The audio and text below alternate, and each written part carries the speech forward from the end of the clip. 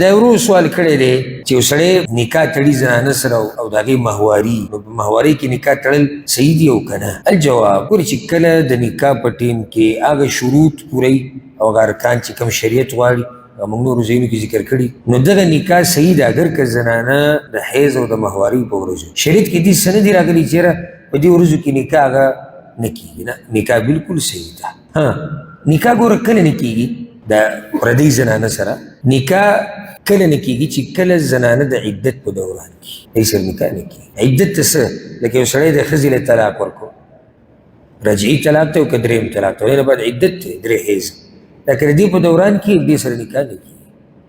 یا عدت د خاوند د مرګ تېرې 4 میاشتې 11 ورځې، په دې ورځو کې دې سره نکاح نه کېږي. که څوک نکاح تړي دا باطل دی. نور دې نه علاوه که یو زنانه د بیمارۍ په ورځو کې هغې سره نکاح تړلی کېږي او نور څه موانع نه وي، شرط دا دی نور څه موانع نه وي، نو بیا دا نکاح بالکل صحیح ده. والله اعلم.